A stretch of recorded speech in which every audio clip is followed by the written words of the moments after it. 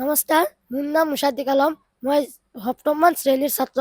আমাৰ বিদ্যালয়খনৰ নাম ওৱাচিছ আদৰ্শ একাডেমী মৰিগাঁও। নমস্কাৰ, মোৰ নাম ফাহিমুদ্দিন। মই 10মান শ্ৰেণীত পঢ়োঁ। আমাৰ বিদ্যালয়খনৰ নাম ওৱাচিছ আদৰ্শ একাডেমী মৰিগাঁও। নমস্কাৰ, মোৰ নাম জাছমিন চুলতানা। মই 9মান শ্ৰেণীত পঢ়োঁ। আমাৰ বিদ্যালয়ৰ নাম ওৱাচিছ আদৰ্শ একাডেমী মৰিগাঁও। নমস্কাৰ, মোৰ নাম অৰিত্ৰী মজুমদাৰ। মই 8মান শ্ৰেণীত পঢ়োঁ। আমাৰ বিদ্যালয়খনৰ নাম ওৱাচিছ আদৰ্শ একাডেমী মৰিগাঁও।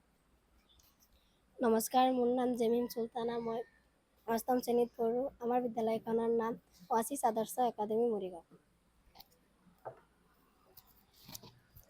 আমি জনাওঁ যে বিকশিত ভাৰত বুলদেশ চন 2025-26 বৰ্ষৰ বিদ্যালয়ৰ তৰফৰ পৰা এখন প্ৰকল্প প্ৰস্তুত কৰা হৈছে। এই প্ৰকল্পটোৰ নাম হৈছে বায়ুৰ চাপৰ পৰা প্ৰস্তুত কৰা পাম্প, আৰু ইয়াৰ উদ্দেশ্য হৈছে চাপ ব্যৱহাৰ কৰি কোনো ইন্ধন বা বিদ্যুৎ ব্যৱহাৰ নহয়, আৰু চাপ আৰু বিদ্যুৎৰ সহায়ত পানী ওপৰলৈ টনা হয়।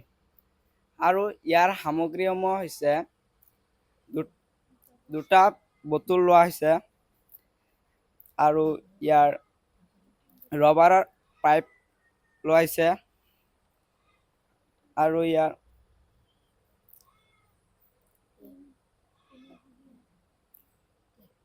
পাত্ৰ লোৱা হৈছে, আৰু ফেন লোৱা হৈছে, আৰু ইয়াত আঠা লগোৱাইছে।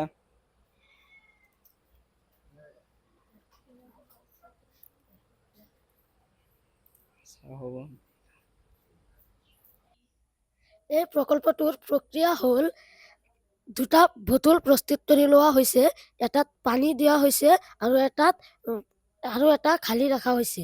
দুয়োটা বটলৰ পৰা এটা পাত্ৰত সংযোগ কৰা হৈছে, আৰু পানী থকা বটলৰ পৰা এটা পাইপ সংযোগ কৰি ফেনলৈকে অনা হৈছে, আৰু সেই পানী থকা বটলৰ পৰা পানী নিগৰি আহি ফেনত পৰিব আৰু ফেনটো ঘূৰি থাকিব।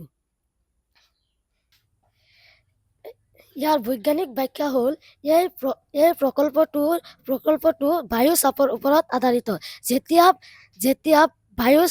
যেতিয়া পাম্পৰ সহায়ত চেম্বাৰত বায়ু ভৰোৱা হ'ব, তেতিয়া